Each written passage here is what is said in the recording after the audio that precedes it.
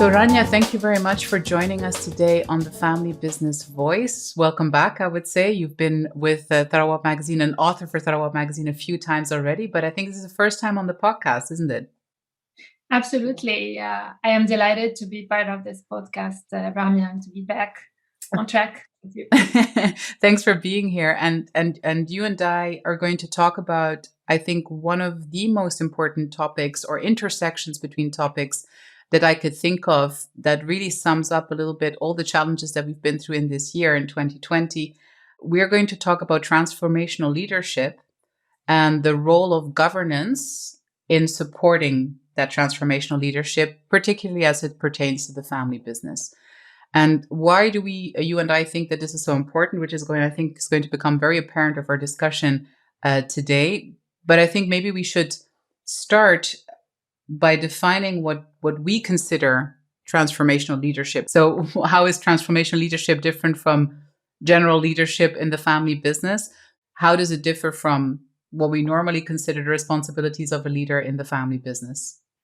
Yeah, so actually, we can start with a basic understanding about what leadership is. And leadership is really about directing, about motivating, and about stimulating the commitment of the followers, could be employees in an organization.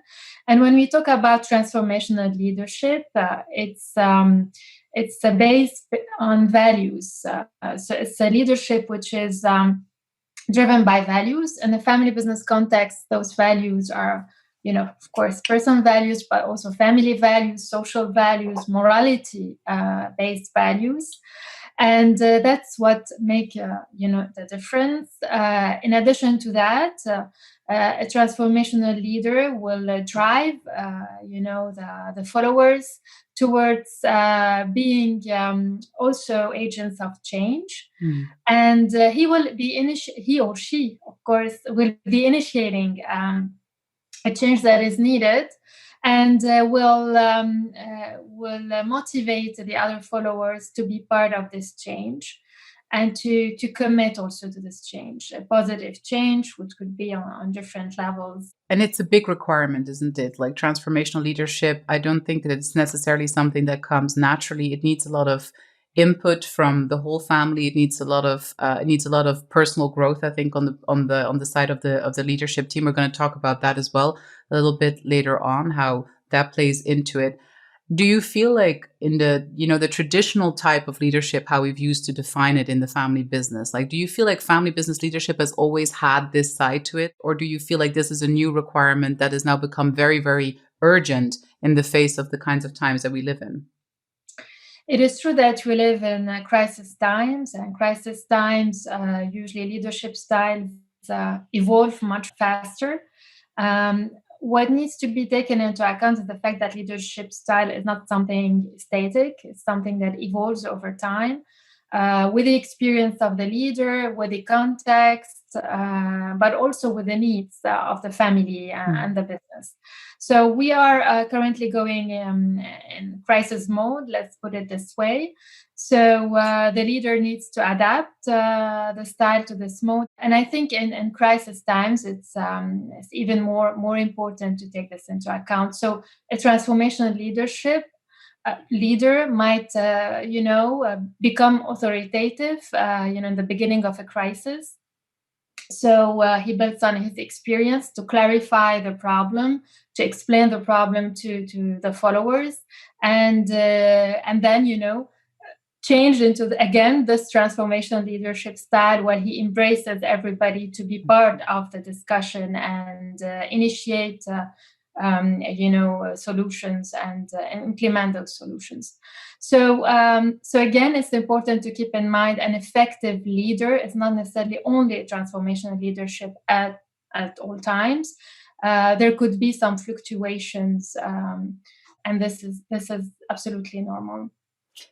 I think it's very interesting, this sense of that there is, of course, a difference what qualities we seek in a leader at different times, right? Like, so I think this tendency of saying, well, in times of crisis, we might be looking towards leaders that take the charge more clearly, that have a much more like that maybe voice their their visions a little bit more loudly to give us a sense of security. Whereas in times where things are going relatively smoothly, we might want a more moderate leadership style or more moderate leadership mentality that is more focused again on the long term. So I think you're right. Like this idea that we have to have an agile definition of what makes a good leader at what point in time. However, one thing that I think is a constant that you've mentioned frequently as well in the past is that a leader without a supporting structure for his leadership or her leadership is going to fail, of course. So this is what brings us to the topic of governance. And you mentioned it before, the needs of the business, the needs of the family. And as we know, good governance, family governance, corporate governance actually is there to protect those needs and to protect those interests and to protect the relationships between owners and the operating business, if there still is one. So if we draw this sort of like line now, Rania, and talk to us about what do you think are the roles of good governance in supporting transformational leadership? Like, how can good governance truly enable transformational leadership instead of maybe hindering it in the worst case scenario? Yes, actually, you just pointed out, something very, very important, which is governance. And indeed, governance structures can help in enabling transformational leadership at the family business, especially at the next generation level. But at the same time, we need those governance structures to start at some point in time. And for governance to be initiated, we need also a leader.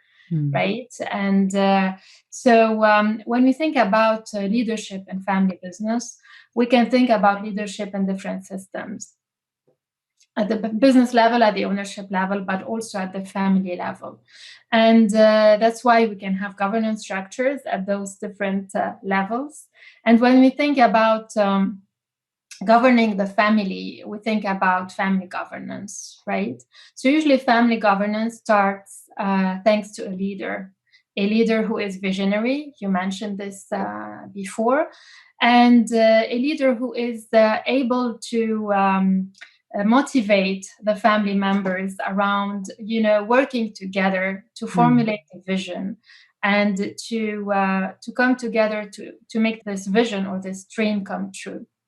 Again, a leader, of course, he or she can have a vision, but what makes it work in a family business context is defining this vision together with the family.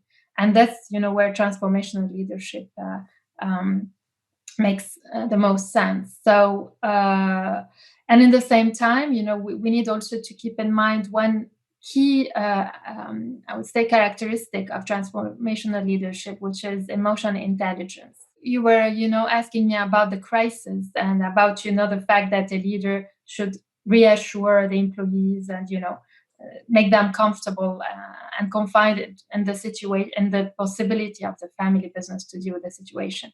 So again, emotional leadership is kind of a primer for effective transformational leadership. And this is particularly useful when it comes to setting up governance structures for the family and bringing everybody on board. I think at any given moment in time, and this maybe has to also just be mentioned once more, at any moment in time, it is a big responsibility to be in charge of a family's legacy. At any moment in time, I think we all feel that weight of being responsible owners, of potentially being responsible operational members of a business or a legacy. And so not just in moments of crisis, but just generally. And I think at any moment in time, we'd all love to know whether we're doing the right thing for the future that ensures the future of the business.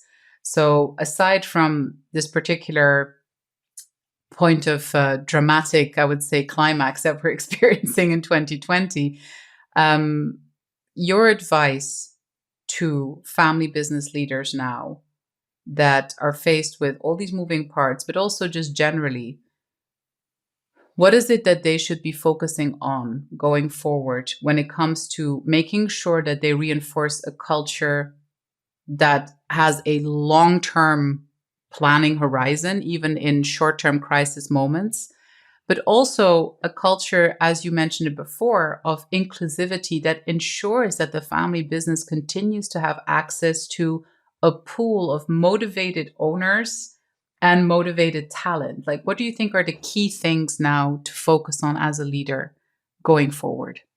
So you just mentioned it in a way in your question, motivated, full of talent, right? So for me, the key is education, actually.